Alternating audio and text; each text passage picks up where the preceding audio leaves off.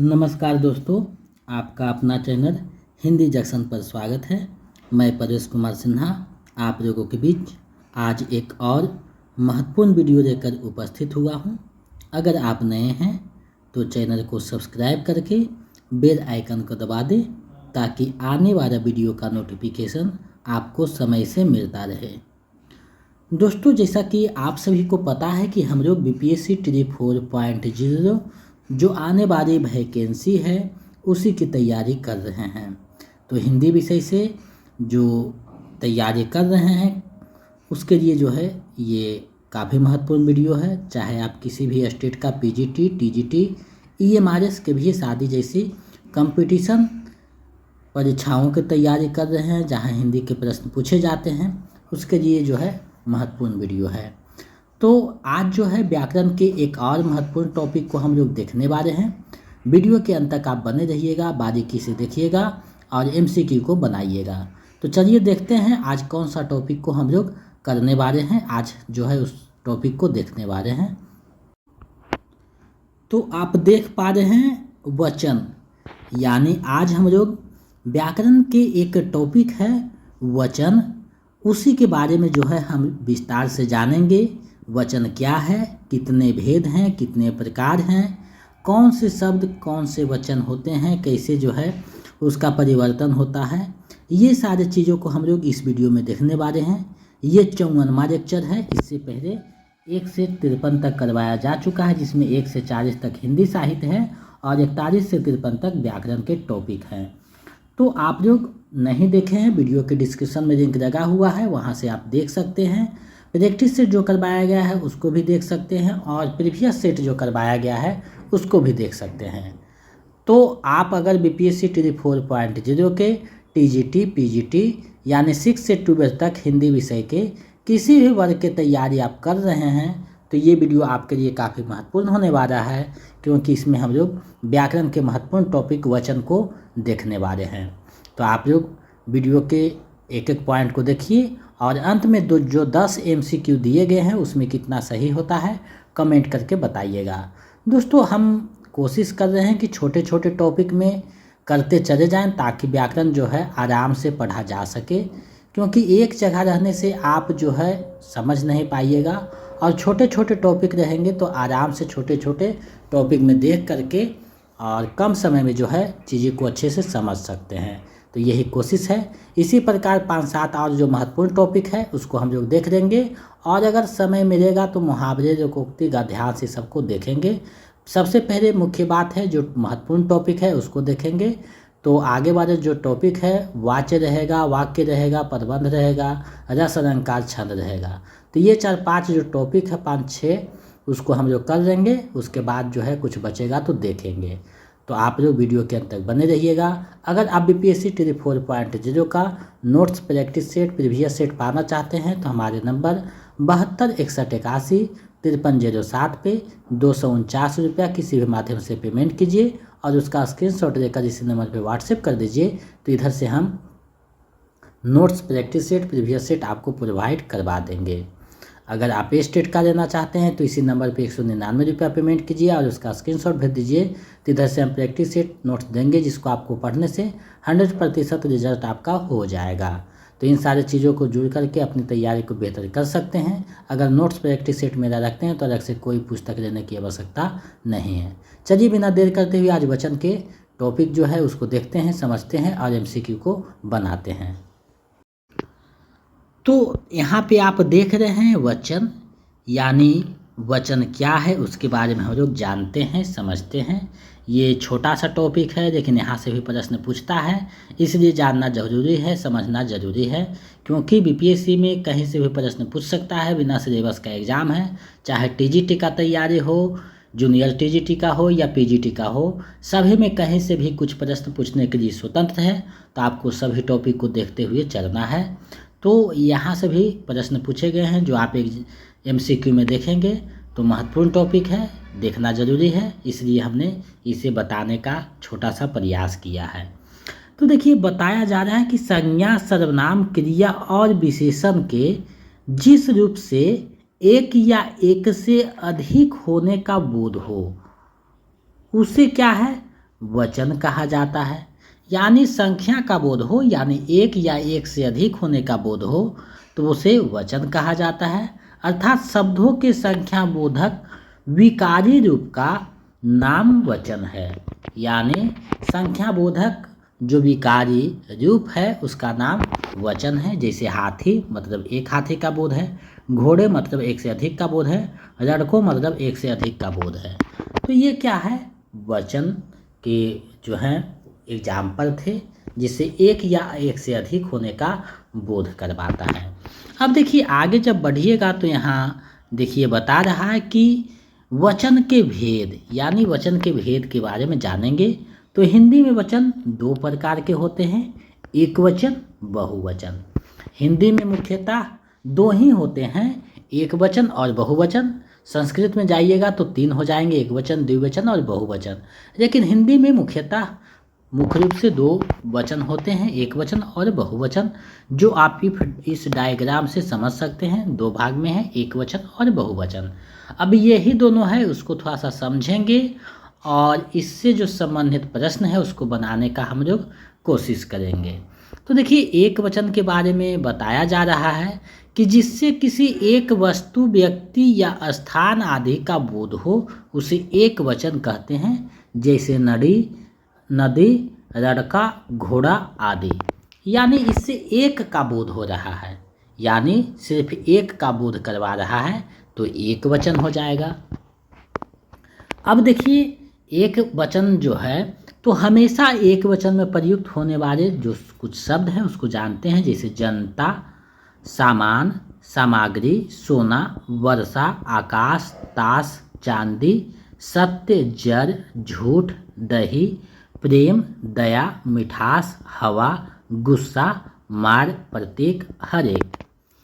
तो ये जो सारे शब्द हैं वे क्या हैं, हमेशा एक वचन में प्रयुक्त होते हैं। यानी इन सभी का बहुवचन बिल्कुल भी नहीं बनेगा, चाहे एक वचन में प्रयोग हो चाहे बहुवचन में, इसका रूप कभी भी परिवर्तन नहीं होगा। जैसे आकाश का कभी आकाशें या आकाश, आकाशाओं नहीं बना सकता।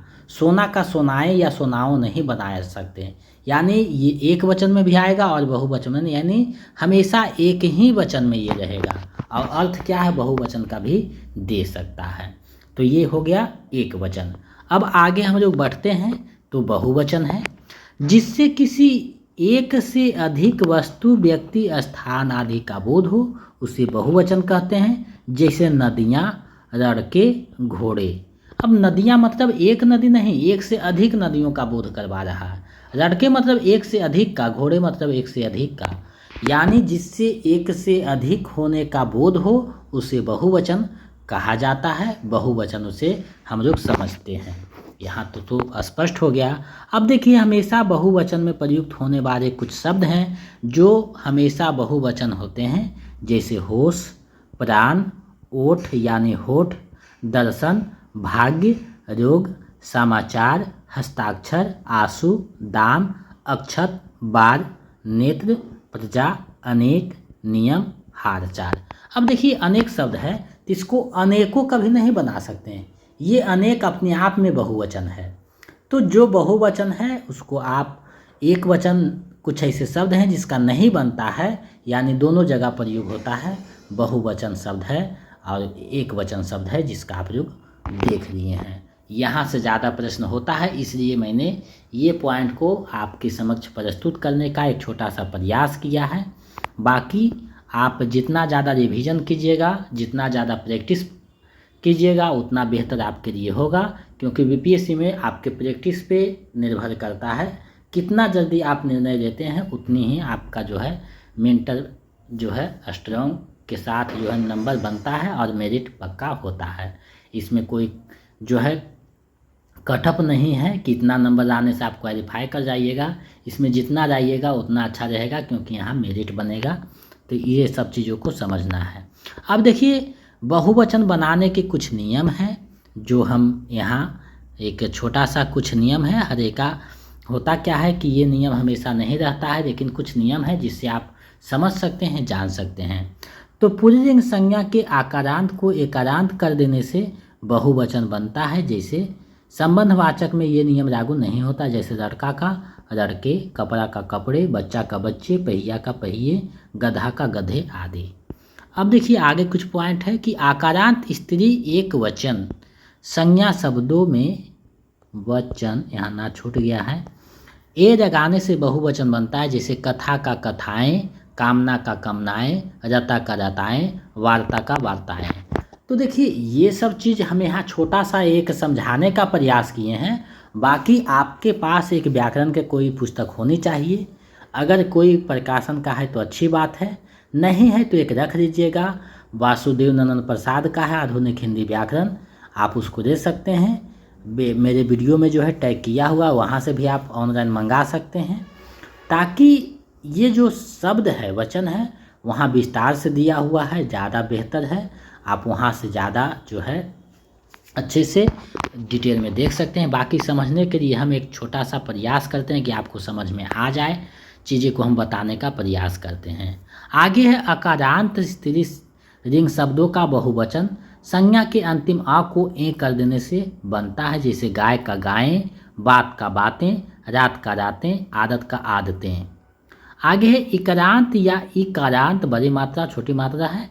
स्त्रीलिंग संज्ञाओं के बड़ी ई के बाद या जोड़ने अर्थात अंतिम ई और ई को या कर देने से बहुवचन बनता है, जैसे तिथि का हो गया तिथियां, नीति का हो गया नीतियां, नारी का हो गया नारियां।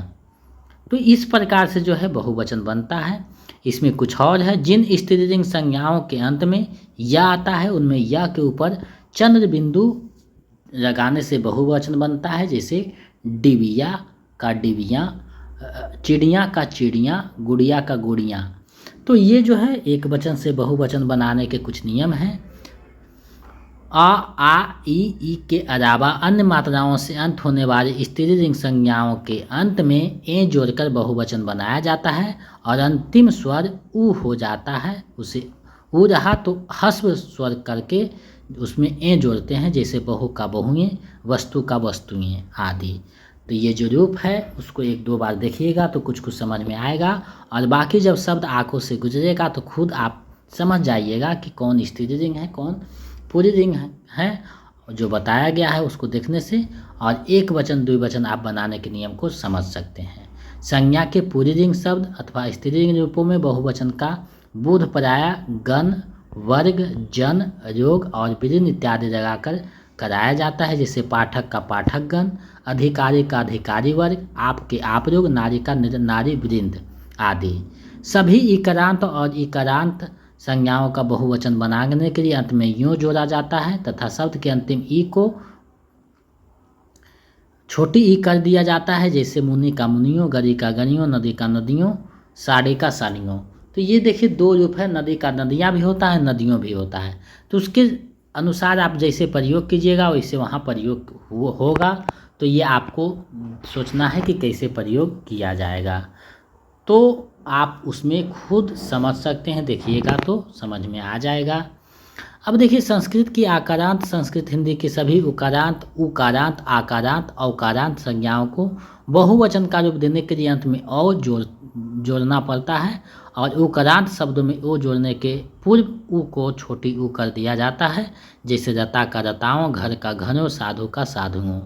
तो ये जो रहा वचन के कुछ नियम थे, वचन एक वचन द्विवचन के जो महत्वपूर्ण शब्द थे उसको मैंने बताया है, और मुझे पूरा विश्वास है कि आपको जो है तैयारी में महत्वपूर्ण भूमिका निभाएगा। और बाकी हिंदी व्याकरण है वहाँ पे आप डिटेल में अच्छी तरीक़ा से देख सकते हैं। यहाँ एक छोटा सा प्रयास है, आपको नोट्स में यही होता है कि आपको कंक्लूजन रहता है तो शॉर्ट बनाया जाता है। तो जो महत्वपूर्ण चीज़ें हैं समझने के लिए जो अच्छे से समझा जा सकता है उसी को नोट्स में समाहित किया जाता है। नोट्स का यही मुख्य उद्देश्य होता है, जो महत्वपूर्ण शब्द है परीक्षा उपयोगी है उसी को बताया जाता है।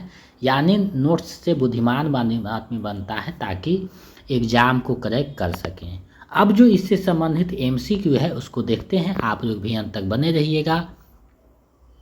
पहला प्रश्न आप लोगों के सामने ही, ऊपर से जो 4-5 प्रश्न है वो BPSC में पूछा हुआ प्रश्न है और उसी के अनुसार जो आंसर माना गया है उसी को हम यहाँ प्रस्तुत कर रहे हैं।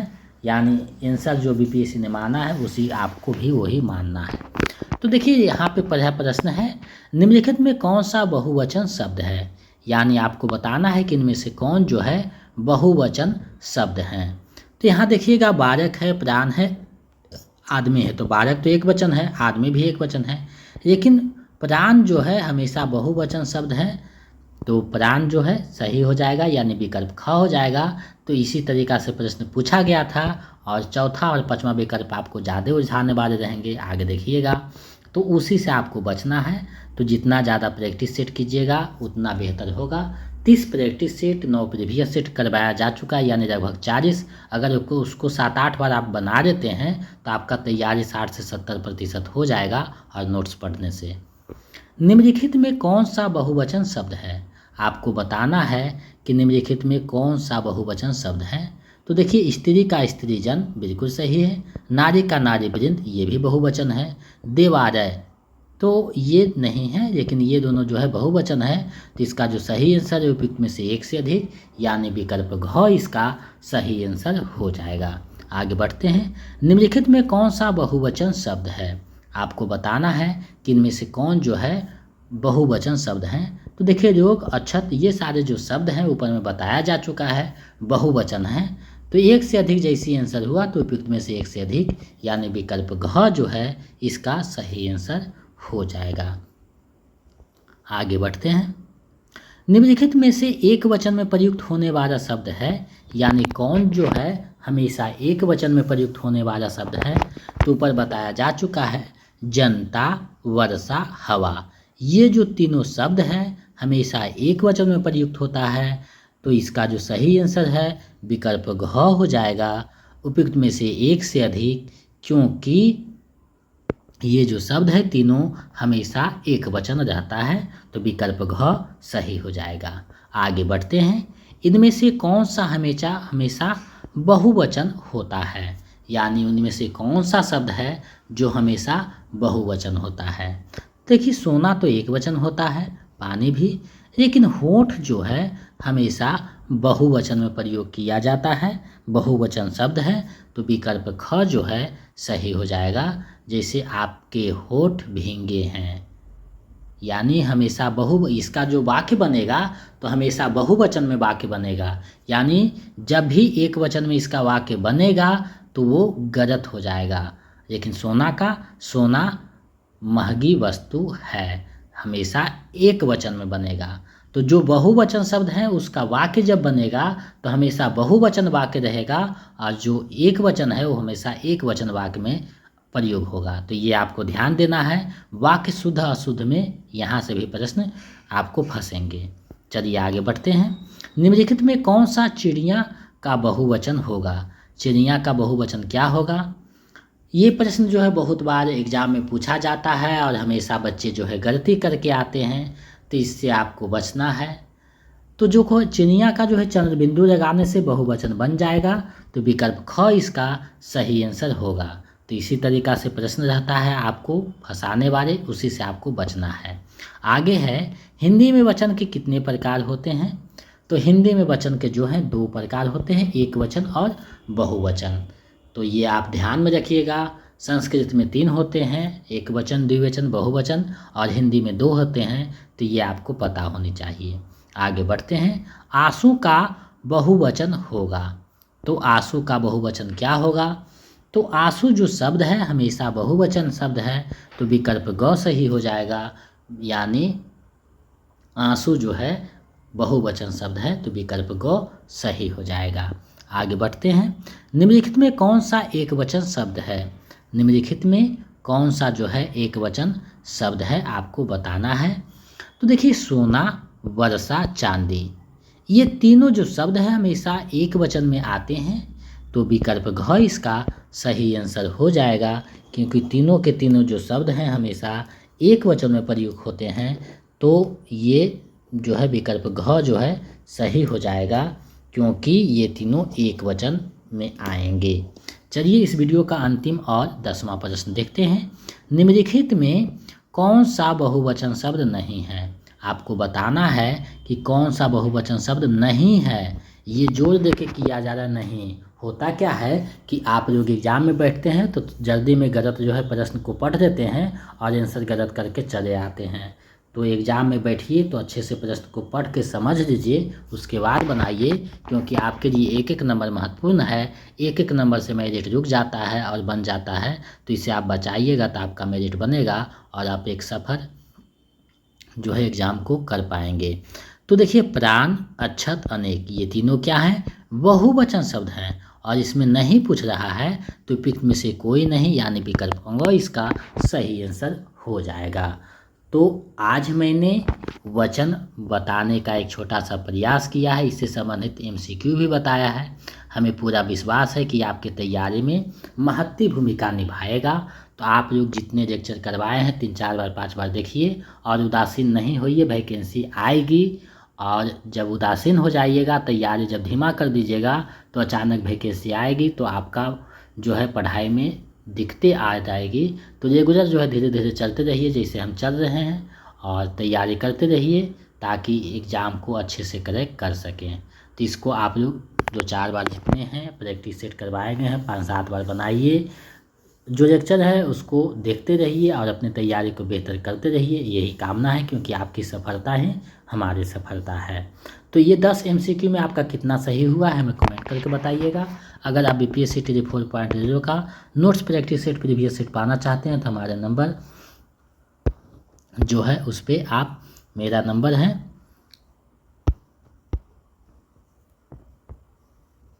72